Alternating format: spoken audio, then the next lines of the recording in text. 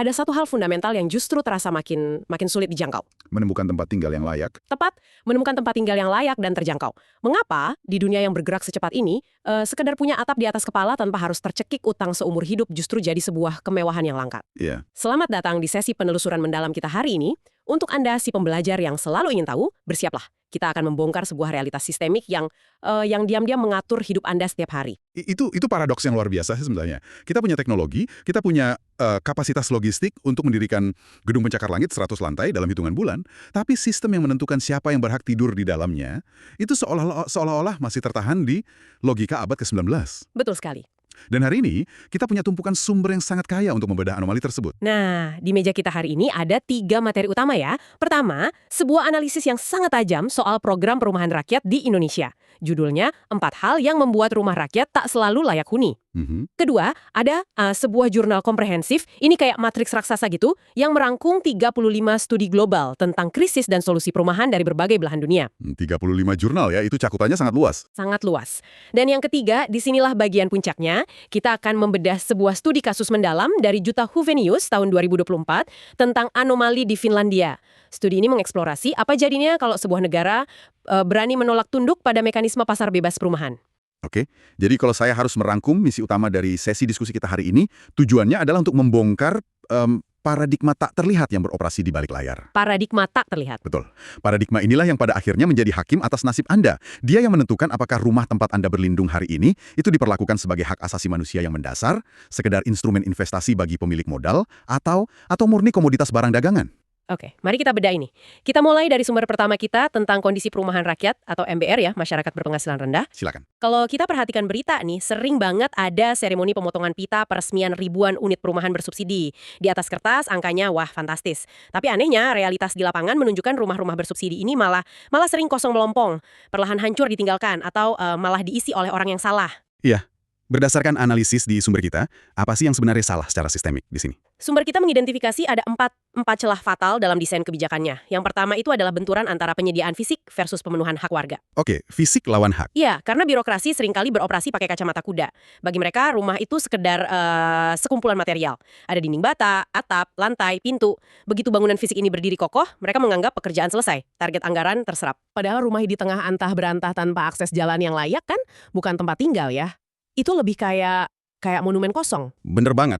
Ibaratnya tuh kita membelikan seseorang smartphone paling canggih, layarnya OLED, kameranya luar biasa, tapi di daerah itu sama sekali nggak ada sinyal seluler dan nggak ada listrik buat ngecas.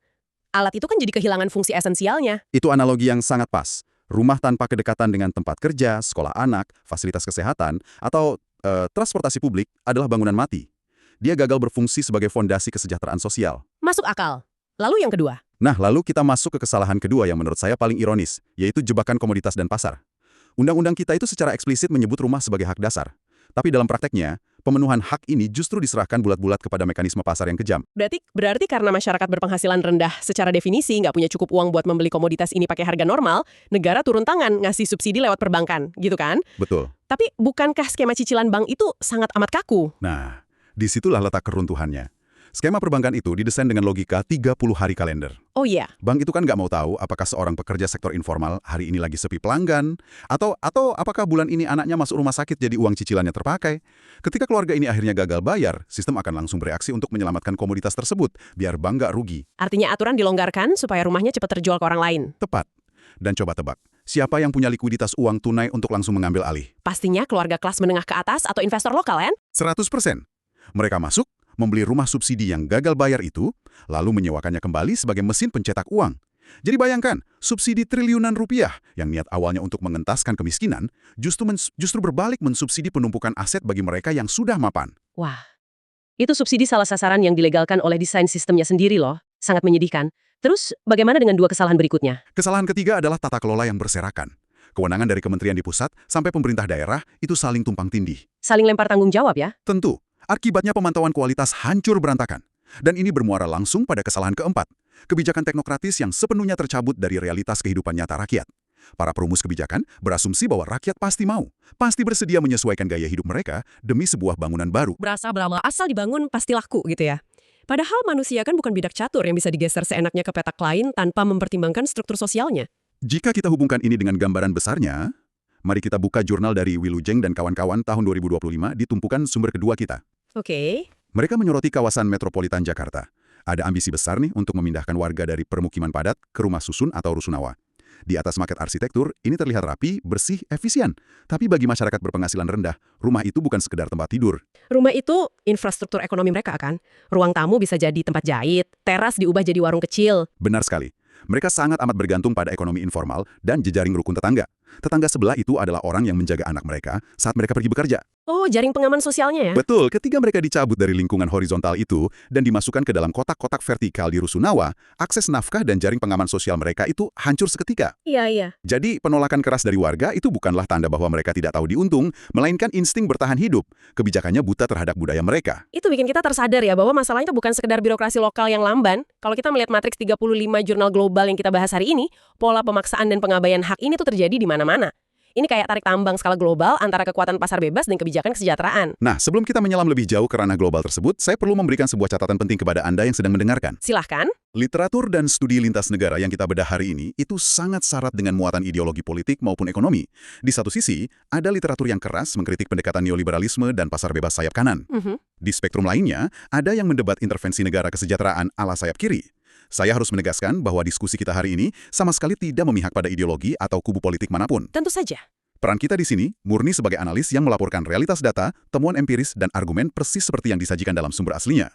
Tujuannya murni agar Anda mendapatkan peta pemahaman yang utuh. Peringatan diterima. Kita tinggalkan bias di luar ruangan dan fokus membedah data.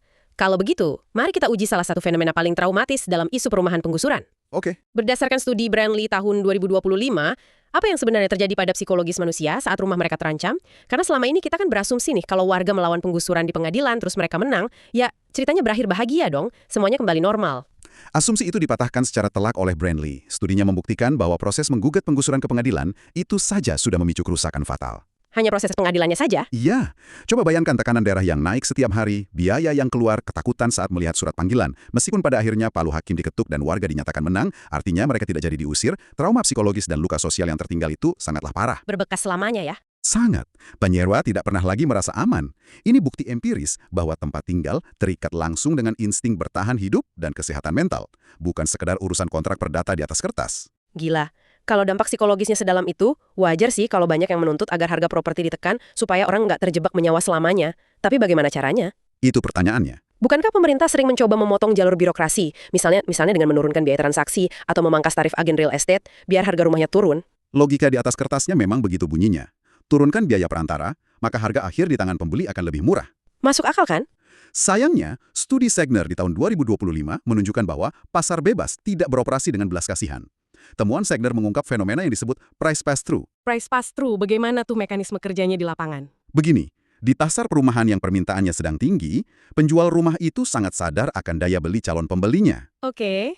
Katakanlah, pemerintah memotong pajak dan biaya agen, sehingga calon pembeli tiba-tiba punya sisa dana ekstra sebesar 100 juta rupiah nih di kantongnya. Lumayan banget itu.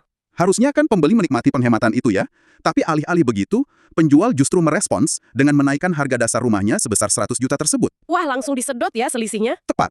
Logika profit pasar akan selalu mengisap setiap sisa likuiditas yang ada di tangan pembeli. Alhasil, tujuan awal bikin rumah jadi lebih terjangkau itu gagal total, dan harganya malah makin meroket. Disinilah bagian yang sangat menarik dan mungkin bakal menyentil banyak pendengar kita. Kita selalu diajari kalau menyewa itu sama dengan membuang-buang uang. Mitos klasik. Iya kan? Doktrin utamanya adalah lambang kesuksesan seorang dewasa itu ya punya rumah sendiri alias home ownership.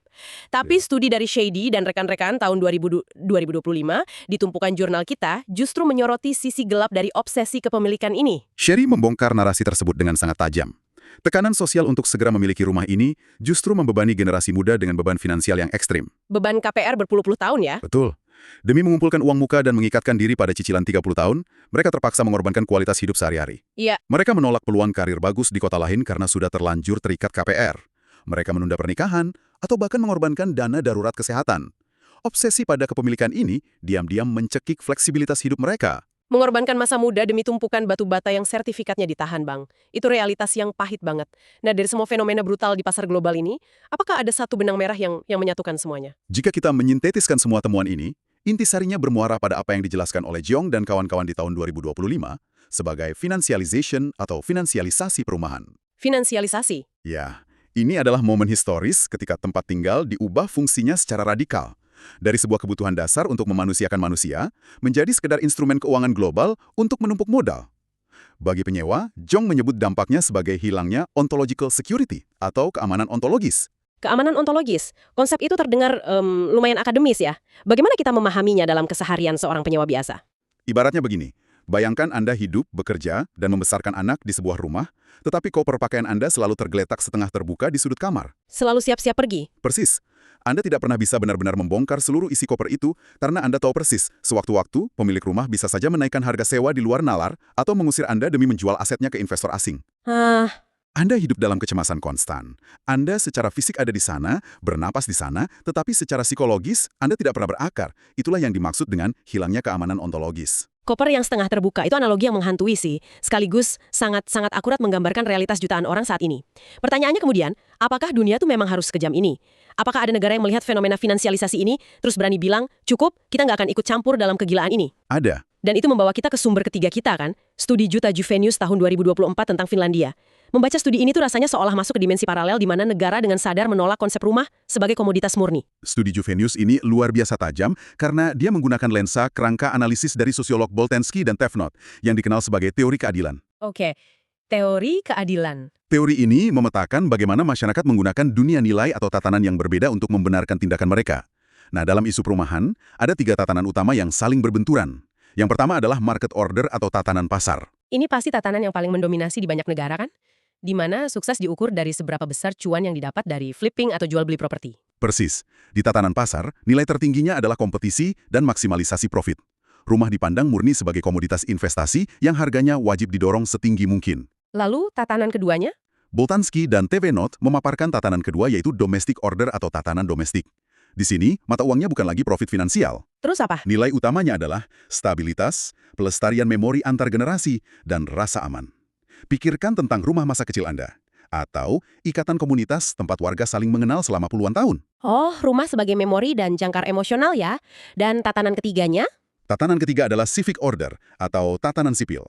Nilai tertingginya adalah kesetaraan hak, solidaritas sebagai sesama warga negara, dan jaminan perlindungan sosial. Menarik. Disinilah letak keunikan Finlandia. Secara institusional, negara menjadikan tatanan domestik dan tatanan sipil sebagai tameng utama untuk menangkis invasi tatanan pasar ke dalam sektor perumahan mereka. Ya, praktik di lapangannya benar-benar bikin saya harus membaca ulang bagian tersebut. Perusahaan perumahan sosial di Finlandia, yang sebagian besar disokong oleh pemerintah kota, itu diwajibkan secara hukum untuk beroperasi tanpa mencari keuntungan atau zero profits. Iya, Mereka menggunakan sistem yang disebut cost rent. betul. Sistem cost rent ini sangat radikal loh kalau dilihat dari kacamata kapitalisme tradisional. Uang sewa bulanan yang ditarik dari penghuni itu dikalkulasi secara presisi, hanya untuk menutup biaya operasional, perawatan gedung, dan perbaikan fasilitas. Nggak ada embel-embel lain. Nggak ada margin keuntungan yang disembunyikan sama sekali. Dan fakta yang paling mengejutkan tuh bagaimana mereka memandang dividen. Kalau ada direktur pengelola perumahan sosial yang entah bagaimana berhasil meraup surplus terus menyetorkan keuntungan itu ke kas kota, dia tuh nggak bakal dikasih penghargaan. Tindakan mencari profit dari perumahan publik justru dianggap sebagai aib ideologis. Karena dengan mengambil keuntungan dari penyewa, pengelola tersebut telah mengkhianati legitimasi moral mereka di tatanan sipil. Mereka kehilangan mandatnya sebagai penyedia kesejahteraan. Luar biasa.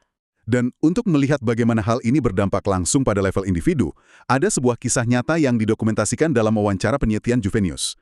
Ini tentang seorang sekretaris rumah sakit yang tinggal di apartemen perumahan sosial. Ah iya, kasus ini sangat menyoroti perbedaan kebijakan. Karena di banyak negara berkembang maupun maju yang menerapkan aturan ketat, perumahan subsidi itu kan punya batas maksimal pendapatan. Betul, income limits. Nah, kalau sekretaris ini tiba-tiba dapat promosi nih jadi kepala administrasi dan gajinya melonjak ngelewatin batas limit, bulan depannya dia pasti dapat surat peringatan untuk segera angkat kaki karena dianggap udah bukan orang miskin lagi kan. Logika batas pendapatan itu memang masuk akal di tatanan pasar yang pelit subsidi. Tapi di Finlandia, pengelola perumahan menolak keras sistem kontrak sewa jangka pendek yang mengikat warga pada batas gaji seperti itu. Jadi kalau gajinya naik drastis, Jika sekretaris tersebut dipromosikan dan gajinya naik, dia tetap dibiarkan tinggal di sana.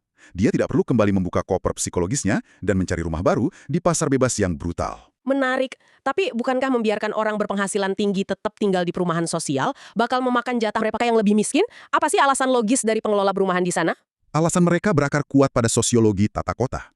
Mereka secara aktif justru menginginkan orang-orang berpenghasilan stabil tetap berada di gedung tersebut untuk menciptakan social mixing atau percampuran sosial. Oh, biar nggak homogen. Tepat. Kalau setiap orang yang karirnya sukses dan gajinya naik langsung diusir keluar, maka perumahan sosial tersebut akan tersaring perlahan dan pada akhirnya cuma berisi orang-orang miskin dan pengangguran. Benar juga. Itu akan melahirkan kantong kemiskinan ekstrim, kriminalitas, dan segregasi kelas yang parah. Dengan membiarkan sekretaris tadi menetap, ekosistem gedungnya tetap sehat, heterogen, dan anak-anak yang tumbuh di sana bisa melihat berbagai macam model peran profesi. Itu desain sosial yang memikirkan peradaban jangka panjang ya, bukan sekedar menambal masalah per kuartal aja.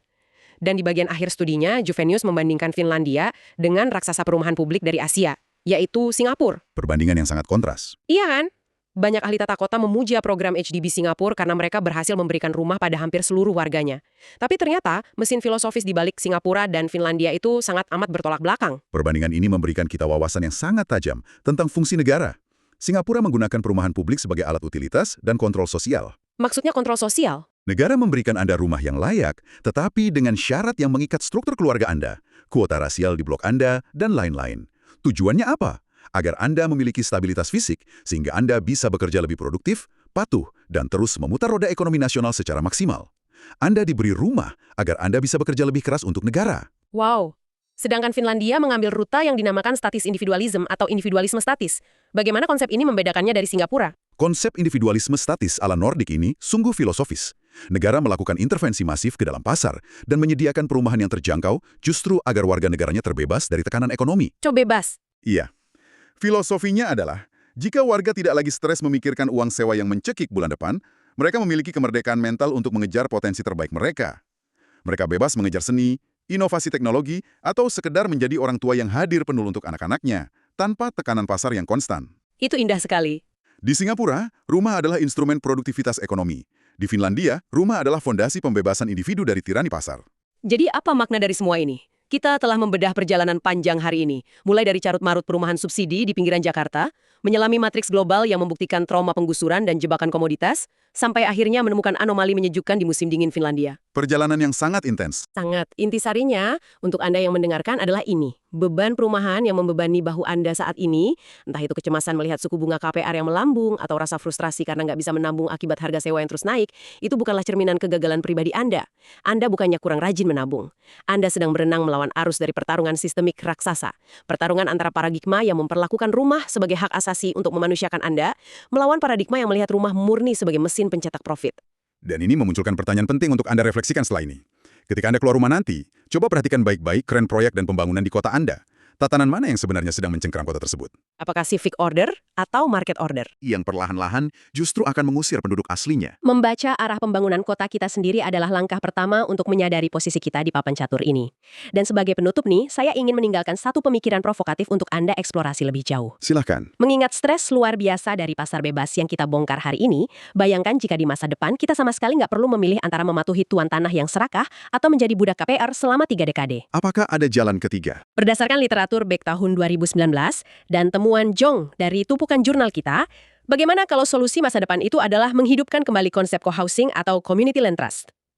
Kepemilikan kolektif. Ya, bayangkan sebuah ekosistem di mana sekelompok warga secara kolektif patungan membeli sebidang lahan, lalu secara hukum mengunci nilai tanah tersebut selamanya.